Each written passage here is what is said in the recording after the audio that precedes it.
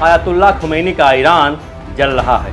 Ayatollah को जानना होगा तो आपको चलना होगा 7वीं सदी में। मोहम्मद साहब अपने ससुर अबू बकर को खलीफा बनाते हैं। उनके दामाद अली को लेकर के विरोध होने लगता है। इस्लाम के मानने वाले 2 भागों में बंट जाते हैं और यहीं पर शिया सुन्नी की बीज पड़ जाती है। अली को चौथा खलीफा नियुक्त किया जाता है। अली का भारी विरोध होता है और विरोध करने वाले कौन होते हैं? ये जो अबू बकर के लोग हैं। यजीद ने ही अली के नवासों को मार डाला। करबला में हुसैन की हत्या की जाती है हैदर द्वारा, जब उसे चाकू मारा जाता है और दोनों के बीच खूनी खेल शुरू हो जाता है। लगेगी आग तो जलेंगे सभी जिहादी देश, वहाँ ईरान अकेले थोड़े है। 7वीं सदी में उमैया वंश ने, जो इस्लाम को मानने वाला है, सुन्नी को मानने वाला है, उसका आक्रमण होता है ईरान पर।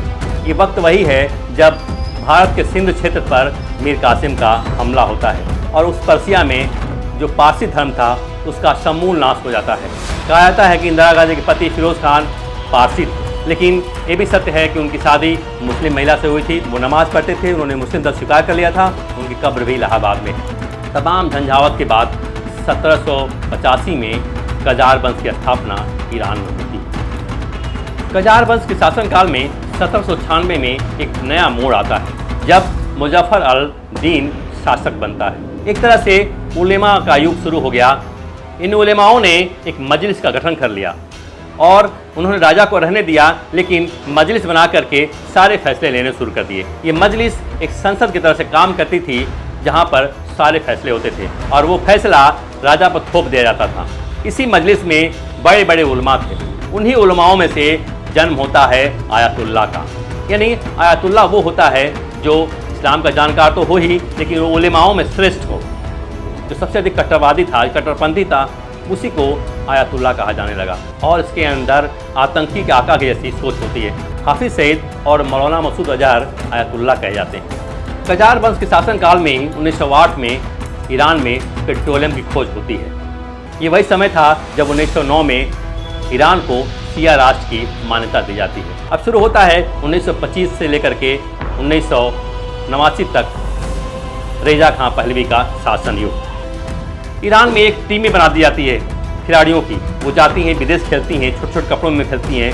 हालांकि कट्टरपंथी अभी भी हावी रहते हैं। ये है आयतुल्लाह खुमैनी, जो जिहादी है, कट्टरवादी है, इस्लाम का जानकार भी है। सत्ता को पलटने के लिए वो सामने आता है। उसकी स्पीच जो है ईरान में, इराक में और जितने मध्य पूर्व के देश हैं वहाँ जो है सुनी जाती है। आयतुल्लाह खुमैनी राजा का विरोध करता है और उसके खिलाफ कट्टरवादी सोच को पूरे ईरान में फैलाता है।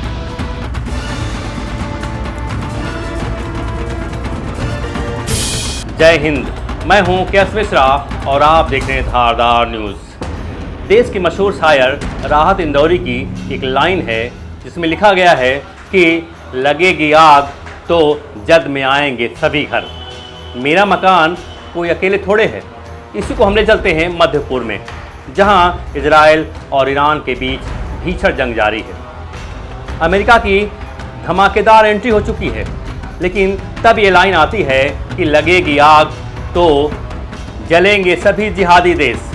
लगेगी आग तो जलेंगे सभी जिहादी देश, वहाँ ईरान अकेले थोड़े है। दरअसल आयतुल्लाह खुमैनी का ईरान जल रहा है। इसके पीछे जो शब्द है, जो नाम है, वो है आयतुल्लाह। आयतुल्लाह को जानना होगा तो आपको चलना होगा 7वीं सदी में। 2 मिनट में हम आपको भूमिका से रूबरू कराते हैं कि क्या वजह है कि आज ईरान जल रहा है। दरअसल 7वीं सदी में जब इस्लाम का जन्म होता है, तब मोहम्मद साहब अपने ससुर अबू बकर को खलीफा बनाते हैं, लेकिन उनके दामाद अली को लेकर के विरोध होने लगता है। जनता की मांग होती है कि उन्होंने अपने दामाद अली को क्यों नहीं पहला खलीफा बनाया, और पहले खलीफे को लेकर के ही इस्लाम के मानने वाले 2 भागों में बंट जाते हैं और यहीं पर शिया सुन्नी की बीज पड़ जाती है। यानी अली को मानने वाले शिया कहलाते हैं और जो अबू बकर हैं यानी मोहम्मद साहब के ससुर, उनको मानने वाले जो हैं वो सुन्नी कहलाते हैं। भारी विरोध जारी रहता है अली को लेकर के और फिर जो है उमर की नियुक्ति होती है। मानी उमर जो है खलीफा बनाए जाते हैं, उसके बाद उस्मान खलीफा बनाए जाते हैं। तभी भी अरब में इसका विरोध जारी रहता है और शिया जो है, शिया को मानने वाले, जो अली को मानने वाले हैं, वो विरोध करते रहते हैं। आखिरकार उस्मान की हत्या के बाद अली को चौथा खलीफा नियुक्त किया जाता है। तब जो है अली का भारी विरोध होता है। और विरोध करने वाले कौन होते हैं? ये जो अबू बकर के लोग हैं, जो सुन्नी धर्म वाले हैं, जो सुन्नी यानी सुन्नत को मानने वाले हैं, जो अबू बकर को मानने वाले हैं, वो विरोध करते हैं। आलम ये होता है कि अली का ज़बरदस्त विरोध होने की वजह से जब उनकी मौत होती है तो उनके दोनों बेटे हसन और हुसैन की हत्या कर दी जाती है। और ये हत्या होती है यजीद के शासनकाल में। कहा जाता है कि यजीद ने ही अली के नवासों को मार डाला। करबला में हुसैन की हत्या की जाती है हैदर द्वारा, जब उसे चाकू मारा जाता है। और यहीं से शिया सुन्नी के बीच यानी घृणा जन्म लेती है और दोनों के बीच खूनी खेल शुरू हो जाता है, खूनी संग्राम चलता रहता है, जो आज भी जारी है। हम लौटते हैं एक बार फिर से ईरान पर। 7वीं सदी में उमैया वंश ने, जो इस्लाम को मानने वाला है, सुन्नी को मानने वाला है, उसका आक्रमण होता है ईरान पर। ये वक्त वही है जब भारत के सिंध क्षेत्र पर मीर कासिम का हमला होता है और राजा दाहिर को मार दिया जाता है। उनकी 2 बेटियों के साथ हत्या, बलात्कार, लूट की जाती है। विभत्स तरीके से उनको ही मार दिया जाता है। इसी दौरान ईरान में उमैया वंश का शासन जन्म लेता है और वहाँ पर जो पारसी धर्म है, जो सासानी वंश है, उसका पतन हो जाता है। आज का जो ईरान है वो वही पर्सिया था। पर्सिया जिसे फारस कहा जाता है, और उस पर्सिया में जो पारसी धर्म था उसका समूल नाश हो जाता है और वहाँ पर उस राज्य का, पारस का इस्लामीकरण हो जाता है। आप जानते होंगे कि पारसी धर्म क्या है। पारसी धर्म जो है सूर्य को मानने वाले हैं, सूर्य के उपासक हैं। पारसी धर्म को मानने वाले आज विश्व में गिने चुने लोग हैं। भारत में आप देख सकते हैं जमशेदजी टाटा, दादा भाई नौरोजी जो पारसी थे, वो कांग्रेस के नेता थे और नौरोजी ने आज़ादी की लड़ाई लड़ी अंग्रेज़ों के खिलाफ। और एक नाम आता है फिरोज़ गांधी का, यानी फिरोज़ खान का, जिन्हें पारसी कहा जाता है, जो राहुल गांधी के बाबा भी कहे जाते हैं, यानी इंदिरा गांधी के पति। कहा जाता है कि इंदिरा गांधी के पति फिरोज़ खान पारसी थे, लेकिन ये भी सत्य है कि उनकी शादी मुस्लिम महिला से हुई थी। वो नमाज़ पढ़ते थे, उन्होंने मुस्लिम धर्म स्वीकार कर लिया था। उनकी कब्र भी इलाहाबाद में है, तो फर्जी एक तरह से उनको पारसी कहा गया। तो अब हम आते हैं फिर से ईरान पर, जहाँ पारसी धर्म का नेस्तनाबूद हो गया।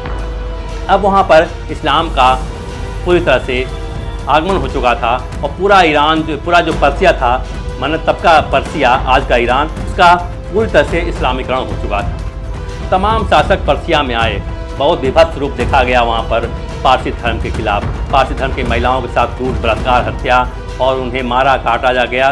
किसी तरह से पूरे इस पर्सिया को इस्लाम के साथ जोड़ दिया गया। अब वहाँ कोई पारसी नहीं बचा, एक भी पारसी वहाँ पर नहीं है जिसको आप गिना सकते हैं। यानी पूरे पर्सिया, पूरे ईरान में इस्लामीकरण कर दिया गया।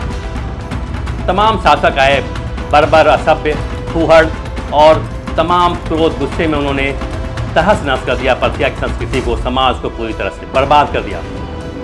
तमाम आफत झेलने के बाद ईरान आज जो है शिया मुल्क है। लेकिन आधुनिक युग में ईरान कैसा था, जब उसकी शुरुआत हुई तो कैसा था, क्यों आज ईरान जल रहा है, इसके पीछे भी एक थोड़ी सी लाइन आपको बताते हैं। और वो ये लाइन है कि तमाम झंझावत के बाद 1785 में कजार वंश की स्थापना ईरान में होती है।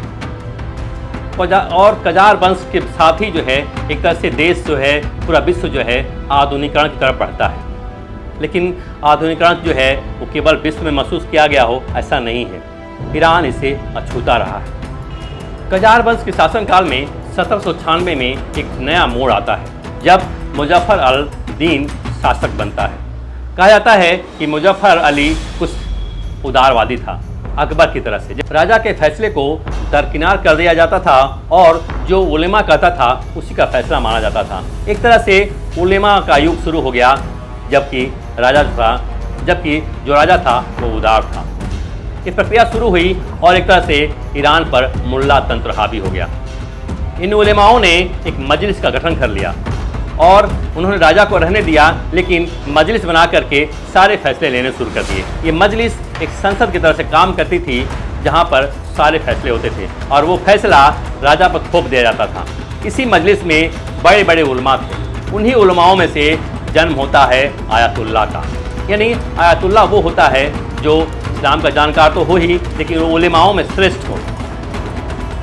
इससे भी ज़्यादा वो जिहादी होना चाहिए, उसके अंदर आतंकी सोच होनी चाहिए, आतंकी के आकाओं की सोच होनी चाहिए।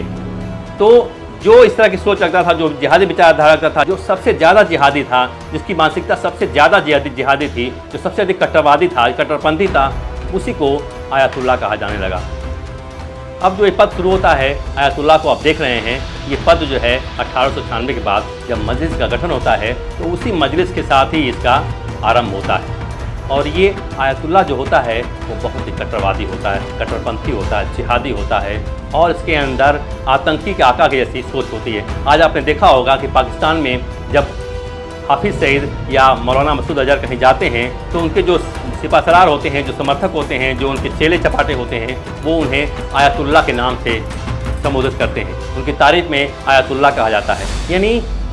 यानी हाफिज़ सईद और मौलाना मसूद अजहर आयतुल्लाह कहे जाते हैं। आप समझ सकते हैं कि आयतुल्लाह के मायने क्या हुआ। आपने सुना होगा, देख लीजिएगा, दोबारा सुन भी लीजिएगा कि कैसे उन्हें आयतुल्लाह कहा जाता है। अब सोचिए इन आतंकियों को आयतुल्लाह कहा जाता है।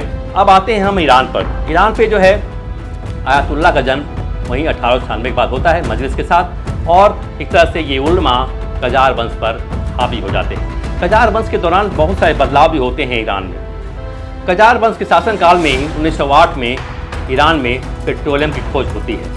ब्रिटेन का एक नागरिक है जिसे कहते हैं William D Archie. William D Archie ने तेहरान में पेट्रोलियम की खोज कर दी, जिसके बाद ईरान की स्थिति बदलने लगी। ईरान का तेल पूरे विश्व में जाने लगा और ईरान की तरफ पैसे आने लगे। लेकिन ईरान में तेल की जो कमाई होती थी उसको लेकर के राजा के खिलाफ विरोध भी होने लगे। कहा जाता है कि जब तेल मिला तो उस वक्त राजा से समझौता हुआ था, उसमें राजा को तेल की कमाई का 16% हिस्सा देने की बात की गई थी और साल में एक मोटी रकम देने की बात भी कही गई, वादा किया गया था, जिसका विरोध वहाँ पर ईरान के कट्टरपंथी करने लगे। ये वही समय था जब 1909 में ईरान को शिया राष्ट्र की मान्यता दी जाती है, यानी उसे शिया राष्ट्र घोषित किया जाता है। तो 1908 में पेट्रोलियम खोज होती है और 1909 में ईरान को शिया राष्ट्र बना दिया जाता है। युद्ध के बाद एक तरह से जो कजार वंश का आखिरी शासक होता है, जो बालक होता है, उसको हटा करके उसी की सेना का जो एक अध्यक्ष है रेजा खान शाह, वही जो है तख्ता पलट कर देता है। और कजार वंश का तख्ता पलट करने के बाद रेजा खां पहलवी पूरे ईरान पर कब्जा कर लेता है। यानी रेजा खां पहलवी जो है कजार वंश का तख्ता पलट करके पूरी तरह से वो शासन तंत्र को अपने नियंत्रण में कर लेता है। अब शुरू होता है 1925 से लेकर के 1989 तक रेजा खां पहलवी का शासन युग। रेजा खां पहलवी के समय में भी बहुत सारे बदलाव दिखाई देते हैं। खास करके रेजा खां पहलवी जब 1925 में आता है तो वो तख्ता पलट के बाद पूरे ईरान में एक नया शासन व्यवस्था लागू करने की कोशिश करता है। रेजा खां पहलवी के समय में ही पूरे ईरान में मॉडर्न का युग आ जाता है। महिलाएं घर से बाहर निकलने लगती हैं, बिना बुर्का के निकलती हैं, छोटे छोटे कपड़ों में निकलती हैं, महिलाएं स्वतंत्र हो जाती हैं। पूरी तरह से ईरान में एक मॉडर्नाइजेशन होता है और लोग स्वतंत्रता के खुशी में झूमने लगते हैं। ईरान में एक टीमें बना दी जाती है खिलाड़ियों की, वो जाती हैं विदेश खेलती हैं, छोटे छोटे कपड़ों में खेलती हैं। हालांकि कट्टरपंथी अभी भी हावी रहते हैं और उसका विरोध भी होता है, लेकिन रेजा खान ने अपनी शासन और सूझबूझ की तरह से जो आज मुनीर कर रहा है पाकिस्तान में, ठीक मुनीर के स्टाइल में उसने अपने यहाँ जो विरोधी थे, जो मजलिस के कार्यकर्ता थे, जो आयतुल्ला थे, जो उलेमा थे, उनको धन बल के साथ कंट्रोल कर लेता है। कुछ जिहादी उलेमा मारे जाते हैं, कुछ को अपने में मिला लेता है, कुछ को जो है देश निकाला कर देता है। इस तरह से रेजा खान जो विरोध होता है उसके नियमों का, उसके कानूनों का, उसके मॉडर्नाइजेशन का, उस पर काबू करने के लिए वो जिहादी जो मजलिस के कार्यकर्ता हैं उन पर वो कंट्रोल कर लेता है। एक तरफ तो वो मॉडर्नाइजेशन कर रहा है, दूसरी तरफ इन जिहादियों पर लगाम भी लगा रहा है। इस तरह से सफलता मिलती जा रही रेजा खान को, यानी जो कट्टरपंथी थे, जो जिहादी उलेमा थे, आयतुल्ला थे, वो पूरी तरह से उसके कब्जे में है। जो बाकी थे वो मार के भगा दिए गए। दूसरी तरफ ईरान का मॉडर्नाइजेशन हो रहा है। अब युग आता है 1935 का, जब रेजा खान ने पारस को यानी पर्सिया को ईरान नाम देता है, यानी पर्सिया का नाम बदल करके ईरान रख दिया जाता है। ईरान का मतलब होता है आर्यों का देश। पहलवी का संबंध जो है यूरोप के कई देशों से हो जाता है। यूरोप के लोग आते हैं ईरान में, ईरान के लोग जाते हैं यूरोप में। इस तरह से पूरी मॉडर्नाइजेशन के खेल जो है चलता है और जनता खुश रहती है। लेकिन इसी बीच दूसरा विश्व युद्ध शुरू हो जाता है और तब रेजा शाह का मन बदलता है और वो जा कर के जर्मनी से मिल जाता है। आप जानते हैं कि द्वितीय विश्व युद्ध में जर्मनी का हिटलर जो है कितना तानाशाह था। उसके खिलाफ मित्र देशों की सेना, ब्रिटेन था, रूस था, फ्रांस था, अमेरिका तक था, उसमें तमाम मित्र राष्ट्र थे। और दूसरी तरफ जर्मनी, इटली और अन्य जो है जापान, इस तरह के नाजीवादी देश थे। ऐसे में रेजा खां का जर्मनी से मिलना भारी पड़ जाता है और द्वितीय विश्व युद्ध के समय में ही रूस और ब्रिटेन ईरान पर हमला कर देते हैं। हालांकि रूस पहली बार ईरान पर हमला नहीं करता है। कहा जाता है कि 1836 के करीब ही रूस ने पहली बार ईरान पर आक्रमण किया था। आप समझ सकते हैं कि ईरान पर पहला आक्रमण रूस ने किया था। तब से लेकर के आज तक ईरान पर जो है रूस एक तरह से अपने को दबाव डालता है, यानी रूस एक तरह से हिमायती बनने की कोशिश करता है ईरान पर, क्योंकि ईरान से रूस का बहुत प्रगाढ़ संबंध है। आप समझ सकते हैं। ऐसे में रूस और ब्रिटेन जब हमला करते हैं ईरान पर तो हंगामा खड़ा हो जाता है। इसी दौरान जापान पर अमेरिका बम डाल देता है, परमाणु बम। उसके बाद द्वितीय विश्व युद्ध के बाद समीकरण बदलते हैं और ईरान पर अमेरिका हावी हो जाता है। पूरे देश में, पूरे विश्व में अमेरिका की दहशत होती है, उसे लोग डरे होते हैं। अमेरिका जो है दूसरे विश्व युद्ध के बाद शक्तिशाली हो जाता है और आलम यह है कि वो जो कहता है वही होता है। हालांकि रूस नाराज रहता है और शीत युद्ध का आगाज होता है, लेकिन अमेरिका की बात ज़्यादा मानी जाती है। इसके पहले ब्रिटेन जो था वो ईरान से तेल लेता था, क्योंकि आपने देखा होगा कि कैसे विलियम डियार्की ने वहाँ पर तेल की खोज की और उस पर पूरे ब्रिटेन का नियंत्रण हो गया। हालांकि ब्रिटेन का विरोध होता रहा, बावजूद इसके 1908 से लेकर के 1942 तक ब्रिटेन ईरान से तेल लेता रहा, यानी ईरान का दोहन करता रहा। उसके बदले में ईरान के राजा को कुछ फीसदी लाभ दे दिया जाता था, जिसका जनता विरोध करती थी। अब जो है ईरान के तेल पर अमेरिका का कब्जा हो जाता है।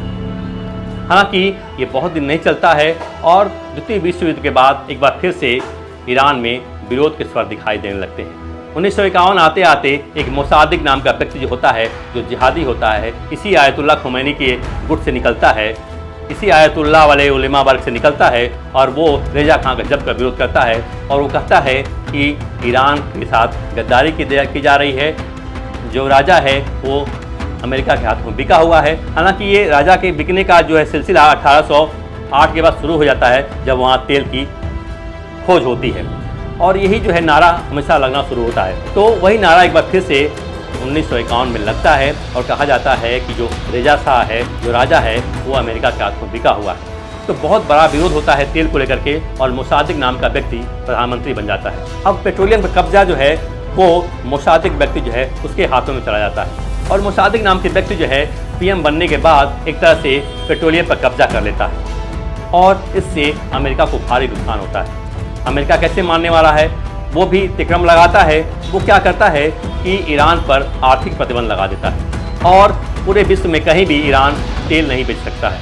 आर्थिक प्रतिबंधों के बाद ईरान का तेल बेचना अब मुश्किल हो गया था। अब ईरान में भुखमरी आ गई थी। अब तेल बिकता नहीं था तो ईरान की अर्थव्यवस्था कैसे चलेगी, जबकि पूरे ईरान की अर्थव्यवस्था उसी तेल की बिक्री पर और उसके निर्यात पर निर्भर रहती थी। अब जबकि तेल बिकना बंद हो गया तो ईरान की जनता भूखों मरने लगी और मोसादिक की जो है स्थिति कमज़ोर पड़ गई और जनता जो है मोसादिक की विरोधी हो गई। आखिरकार राजा के हाथ में फिर से एक बार शक्ति आती है और वो शासन करने लगता है। लेकिन इसी बीच मोसादिक की जगह ले लेता है आयतुल्लाह। आपको ध्यान होगा कि जब 1896 में मजलिस का गठन हुआ था तो उस समय उलेमाओं की बात हुई, वो कैसे हावी होते थे राजा पर। और उन्हीं उलेमाओं में जो सबसे ज़्यादा कट्टरवादी था, जो सबसे ज़्यादा जानकार था, जो सबसे ज़्यादा जिहादी था, उसको आयतुल्लाह कहा जाता था। वही पद जो लेकर के एक व्यक्ति आता है आयतुल्लाह, जिसका नाम होता है आयतुल्लाह खुमैनी। आप समझ गए होंगे कि जो 1898 जो मजलिस गठन हुआ, जहाँ से कट्टरवाद का जन्म हुआ, जहाँ से जिहादी सोच आगे बढ़ी, वही जो है आज आकर के ईरान के सामने खड़ी हो जाती है। ये है आयतुल्लाह खुमैनी, जो जिहादी है, कट्टरवादी है, इस्लाम का जानकार भी है। सत्ता को पलटने के लिए वो सामने आता है। उसकी स्पीच जो है ईरान में, इराक में और जितने मध्य पूर्व के देश हैं वहाँ जो है सुनी जाती है। आयतुल्ला खुमैनी राजा का विरोध करता है और उसके खिलाफ कट्टरवादी सोच को पूरे ईरान में फैलाता है। जिहादी सोच को लेकर के ईरान की जनता खड़ी हो जाती है। आप जानते हैं कि जहां धर्म की बात करेंगे वहां भूख जो है अपने आप खत्म हो जाती है। लोग भूख को भूल गए और उसी कट्टरवादिता के चक्कर में पड़ करके सड़कों पर उतर गए। इस तरह से ईरान में कट्टरवाद का जन्म होता है, आयतुल्ला का आगमन होता है और कहा जाता है कि आयतुल्ला ने राजा के खिलाफ इतना जिहादी भाषण दिया, इतनी आग उगली, इतना जहर उगला, इतना जहर फैलाया कि पूरी ईरान की जनता उसके पीछे पीछे भागने लगी। आलम ये था कि रजा खान ने आयतुल्ला से परेशान होकर के उसे सजा देने की सोच ली और 1964 आते आते रजा खान ने आयतुल्ला को इराक भेज दिया। इराक की जेल में आयतुल्ला 6 साल तक बंद रहा। ईरान की जेल में आयतुल्ला जो था उसे 6 साल तक बंदी बना कर रखा गया। लेकिन ईरान जानते होंगे कि उस वक्त जो है ईरान शिया प्रधान मुल्क था, यानी ईरान की जनता शिया थी और वहाँ का शासक जो था वो सुन्नी था। अब सोचिए, जो संघर्ष 7वीं सदी से चला आ रहा है शिया सुन्नी का, वो अभी भी ईरान में मौजूद था। इसलिए इराक की जेल में जब आयतुल्ला खुमैनी गया तो वहाँ से वो भाषण देने लगा। उसका ऑडियो टेप जेल के बाहर और पूरे इराक में सुनाया जाता था और लोग हैं, जनता जो है भीड़ जुटा करके उसकी भाषण सुनती थी। और केवल इराक में नहीं, सबसे ज़्यादा तो ईरान में और लेबनान में, यमन में, जितने मध्य पूर्व के मुल्क हैं जो जिहादी मुल्क हैं, वहाँ उसके भाषण सुनाए जाते थे और भीड़ खड़ा होकर के उसको सुनती थी। अब सोचिए कि जब इतनी बड़ी भीड़ का समर्थन उसको मिल रहा है तो एक तो जिहादी बोल रहा है, दूसरी सुनने वाली भीड़ भी उसी जिहादी कट्टरवादिता के नदी में, उसी जिहादी कट्टरवादिता की धारा में बहती चली जा रही है। और इस तरह से 6 साल तक आयतुल्ला ने जेल में रह करके इराक की और वहाँ स्पीच दी, तकरीरें की, जिसे पूरे विश्व ने सुना, जिसे पूरे मध्य पूर्व के मुल्कों ने सुना जो जिहादी कट्टरवादिता के हिमायती थे। खास करके इराक की जो शिया मुस्लिम वर्ग था वो उसके ऑडियो को पूरे मध्य पूर्व में फैलाया। उसे इराक में सुना गया, लेबनान में सुना गया, जॉर्डन में सुना गया, सीरिया में सुना गया, यमन में सुना गया और इजराइल के आगे आगे जो है, आगे पीछे जो फिलिस्तीन है वहाँ भी उसे सुनाया गया। आप सोचिए कि जिस कट्टरवादिता का जन्म उस दौरान हुआ, उसी की आग में आज ईरान को जलना पड़ रहा है। तो इस तरह से जब 6 साल तक जेल में आयतुल्ला रहा, उस दौरान उसका प्रचार प्रसार पूरी तरह से हो गया। करोड़ों जनता उसकी समर्थक बन गई। आलम यह था कि इराक में मजबूरी बस उसे छोड़ दिया गया, यानी इराक ने जेल से उसे रिहा कर दिया। लेकिन इधर ईरान में अभी भी राजा की पकड़ मजबूत थी, तो खुमैनी जो है, आयतुल्ला खुमैनी ईरान आ नहीं सकता था, इसलिए वो जर्मनी चला गया। इसी दौरान 1976-77 में जो रेजा शाह था, जो 1925 से शासन कर रहा था, वो बूढ़ा हो चुका था, उसे कैंसर हो गया था और कैंसर के इलाज कराने के बहाने वो लंदन भाग जाता है। लंदन क्यों भागता है कि जो स्पीच हो रही है ईरान में, इराक में, सीरिया में, वो भारी भीड़ जो है एक तरह से ईरान में देखी जा रही है। करोड़ों लोग जो है ईरान की सड़कों पर दिखाई दे रहे हैं। राजा में डर है और राजा डर के मारे ईरान छोड़कर के भाग जाता है। और इस दौरान आयतुल्ला कहाँ रहता है?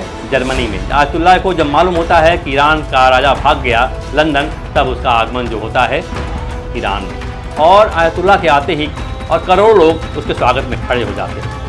आयतुल्ला के आगमन से तेहरान की सड़क जो है लोगों से फट जाती है और ईरान के इस नए शासक का सीना फूल जाता है, 56 इंच से अधिक हो जाता है। इस तरह से ईरान में स्वागत को देख करके आयतुल्ला खुमैनी का सीना चौड़ा हो जाता है। उसके दिमाग में कट्टरपंथी जो जिहादी सोचे वो और हिलकोरे मारने लगती है। आखिरकार 1978 में ईरान में मुहर्रम का समय आता है और पूरी जनता सड़क पर आ जाती है आयतुल्ला का स्वागत करने के लिए। आयतुल्ला खुमैनी को वहाँ का सर्वा बना दिया जाता है। वहाँ वोटिंग होती, जनमत संग्रह होता है और 98% जिहादी जो होते हैं वो उसे अपना नेता मान लेते हैं। इजराइल ने ईरान पर जब हमला किया और कहा कि तेहरान खाली कर दो, तो सारे जिहादी कट्टरपंथी जो हैं अपनी कारों को लेकर के भागने लगे, तेहरान छोड़ने की कोशिश की। आपने देखा हो कि लंबी लंबी लाइनें 30-30 किलोमीटर दूरी तक लंबा जाम लगा, जब तेहरान की जो जिहादी हैं जिन्होंने आयतुल्लाह का समर्थन किया था और आज भी आयतुल्लाह का समर्थन कर रहे हैं दूसरे आयतुल्लाह का, वो सड़कों पर सर पर भागने लगे। लेकिन आयतुल्लाह ने उन्हें भागने नहीं दिया, कहा तुमने हमें बनाया है, तुम भी जिहादी हम भी जिहादी, भागकर कहाँ जाओगे, मरेंगे तो तुम भी मरोगे। और यही आलम था कि 30 किलोमीटर बाद उनको शहर से बाहर जाने से रोक लिया गया और फिर उन्हें घर वापस आना पड़ा।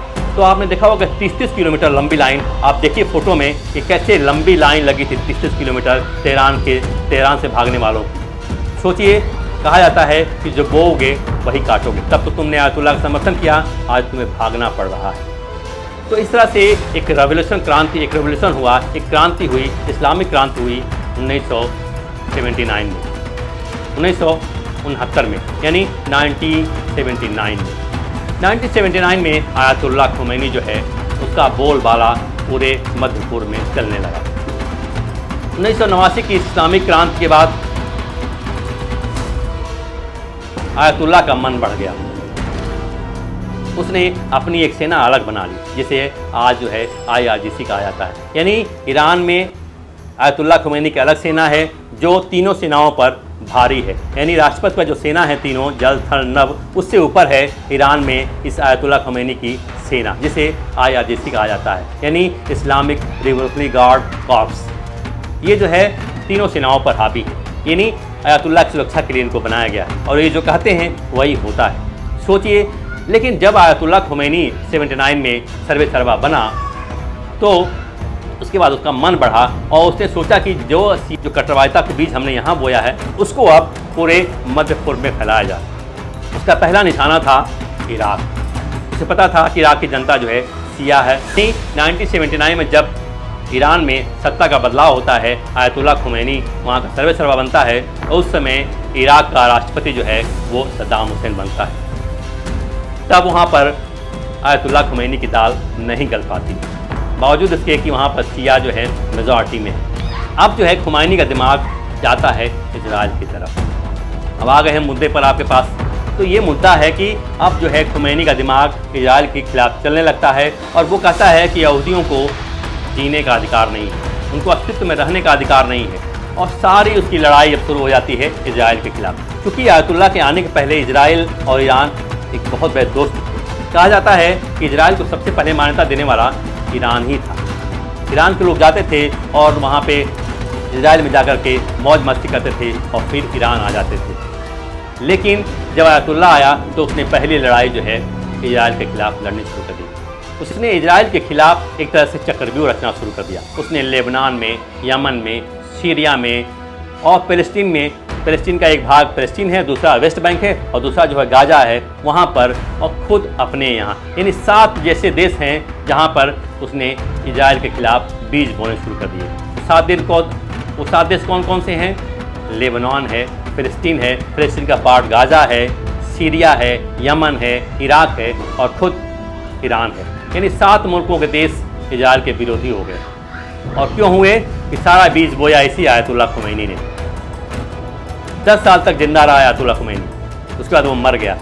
लेकिन जो बीज उसने बोया मध्यपुर में, उसी की फसल जो है आज वो ईरान में काट रहा है और आज ईरान जो है जल रहा है। आयतुल्लाह खुमैनी ने जो बीज बोया मध्यपुर में, उसके बाद हिजबुल्लाह आ गया, हमास आ गया, हूती आ गया, उसके बाद जो है STS आ गया। ये तमाम जो आतंकी संगठन हैं, जैसे उसने अपने यहाँ एक सेना बना ली, ठीक उसी तरह से यमन में, लेबनान में, फ़लस्तीन में, इराक में पैरेलल जो है सरकार के पैरेलल आतंकी संगठन बन गए और उनकी अपनी सेना बन गई। और वो सेना जो है, जैसे ईरान में आयतुल्लाह की सेना हावी है राष्ट्रपति की सेना पर, वैसे ही लेबनान में हिजबुल्लाह की जो है सेना जो है वहाँ की सरकार पर हावी रहती थी। जो सेना कहती है हिजबुल्लाह की, वही वहाँ का राष्ट्रपति करता है। उस तरह से गाजा की स्थिति है, वही फ़लस्तीन की स्थिति, वही यमन की स्थिति है, वही जो है सीरिया की स्थिति है। तो एक तरह से पूरे सिया, ये सभी सिया मुल्क थे। इराक चूँकि सुन्नी भले था लेकिन जनता वहाँ की सिया थी, तो उसमें आतंकवादी संगठन सिया का आ गया। लेबनान सिया देश, यमन जो है सिया देश, सीरिया जो है वो क्या नाम है, सिया देश। उस तरह से फ़लस्तीन और गाजा को भी इसने वैसा ही बना दिया। तो एक तरह से इसने जो बीज बोया, लेकिन सबसे बड़ी गलती क्या थी आयतुल्लाह खुमैनी की, वो अपने विचार जो है थोपने शुरू कर दिए पूरे देश। उसको लगा कि हम जब जीत गए हैं ईरान में तो यही व्यवस्था हम पूरे मुल्कों में, पूरे विश्व में कायम कर देंगे। और इसी सोच के साथ वो पूरे मुल्कों को बर्बाद और परेशान करना शुरू किया, और इसी सोच के साथ वो पूरे मध्य पूर्व में अपना आतंक फैलाना शुरू कर दिया, जिसका परिणाम आपके सामने। तो आप देख सकते हैं कि जो जिहादी मानसिकता है, उसकी वजह से जो जिहादी मानसिकता है वो ये है कि दूसरे पर थोपा जाए अपनी विचारधारा को। अब आते हैं आज की मौजूदा लड़ाई पर जो इस समय चल रही है। आपने देखा होगा कि कैसे अमेरिका की एंट्री हो गई, उसने B-2 बॉम्बर से भयानक बमबारी की ईरान पर, और ईरान के खास करके 3 न्यूक्लियर प्लांट पे, नातांज पे, फोर्डो पे और जो है इस्फहान पे। तीनों जो है न्यूक्लियर प्लांट ध्वस्त हो गए हैं, तबाह हो गए, बर्बाद हो गए। हालांकि एक नैरेटिव चलाया जा रहा है कि उनके परमाणु केंद्रों को कोई नुकसान नहीं हुआ है। आपने देखा होगा कि कैसे भारत में ऑपरेशन सिंदूर के खिलाफ जो है नैरेटिव चलाया गया था, और एक खबर प्लांट कर दी गई है कि अमेरिका के जो राष्ट्रपति हैं वो ईरान पर हमला करने के पहले उनको बता दिया था कि हम इन प्लांटों पे मारेंगे, और आप जो है इसके पहले ही अपना जो है सारा सामान जो है, जो परमाणु संयंत्र है, जो परमाणु के जो यूरेनियम है, उसको हटा लीजिए। तो एक तरह से नैरेटिव चलाई जा रही है कि अमेरिका के राष्ट्रपति ने ईरान को हमले के पहले ही बता दिया था। ठीक वैसे ही नैरेटिव चलाया जा रहा है जैसे भारत में चलाया गया कि जयशंकर ने पाकिस्तान पर आक्रमण करने के पहले ही उनको बता दिया था कि हम आक्रमण आपके आतंकी ठिकानों पर, इसलिए आप सजग हो जाइए। तो दोनों नैरेटिव देखिए कैसे चलाया जा रहा है। ये मत कहिए कि केवल हमारे यहाँ जो है इस तरह के लिब्रांडो टाइप के लोग हैं। लिब्रांडो टाइप के लोग अमेरिका में भी हैं, जो खबरें प्लांट कर रहे हैं कि राष्ट्रपति ने पहले बता दिया था, और उसके बाद ईरान जो है अपने ट्रकों को फोर्डो न्यूक्लियर प्लांट पर भेज करके सारा यूरेनियम वहाँ से उठा लाया और कहीं ले जाकर सुरक्षित कर दिया। यानी अमेरिका के हमले से कोई नुकसान नहीं हुआ ईरान को, और अमेरिका जो है बिना मतलब का वहाँ हमला करने गया, दिखावे के लिए किया गया। अब आलम यह है कि जिस तरह से अमेरिका ने ईरान पर आक्रमण किया है, उसके बाद एक बात साफ हो गई है कि ईरान में सत्ता परिवर्तन होने जा रहा है कि, और इसमें जो शामिल है वो ये है कि पहले आयतुल्लाह खुमैनी को मारना है। आयतुल्लाह खुमैनी अगर सरेंडर नहीं करते हैं तो उन्हें मार दिया जाएगा, उनकी हत्या कर दी जाएगी, और उसके बाद तख्ता पलट करके ईरान में एक नए शासक को बैठाया जाएगा। जिस तरह से रेजा खान ने शासन किया, उस तरह से वहाँ पर किसी राजा को बैठाया जाएगा, और उसकी जो है निगरानी अमेरिका करता रहेगा, इजराइल करता रहेगा। तो जो सारा खेल हो रहा है वो परमाणु बम को लेकर के ही है, और अमेरिका और इजराइल तब तक ईरान का पीछा करते रहेंगे जब तक वहाँ पर ये समझौता नहीं हो जाता कि ईरान परमाणु बम नहीं बनाएगा। ईरान का लक्ष्य है कि जनता को नुकसान पहुँचाया जाए इजराइल के, ताकि वो कोई बड़ा फैसला ले, और इजराइल का लक्ष्य है कि हम पहले ईरान की भुजाएं काट दें। इजराइल जो है ईरान की भुजाएं काटने में लगा हुआ है, उनके डिफेंस सेंटर को मार रहा है, उनके सामरिक अस्त्रों को मार रहा है, उनके परमाणु केंद्र को मार रहा है, उनके मिसाइल लॉन्च पैड को मार रहा है, उनके हथियार फैक्ट्री पर निशाना साध रहा है, जबकि ईरान जो है नागरिकों को, इजरायली नागरिकों को मारने में लगा हुआ है। अपने दर्शकों को बता दूं कि आज से मैंने एक नया पैटर्न शुरू किया है। जनता के पास जाते रहेंगे, उनके रिएक्शन लेते रहेंगे, लेकिन हमने सोचा है कि कुछ विचार आप तक पहुंचाने के लिए इस तरह की व्यवस्था भी करें, ताकि हम आपसे सीधा जुड़ सकें और आपको बताएं कि आजकल जो है विश्व में और देश में क्या चल रहा है। आप हमारे साथ जुड़े रहिए, अपनी सलाह देते रहिए, और हम आगे अन्य विषयों पर काम करते रहेंगे।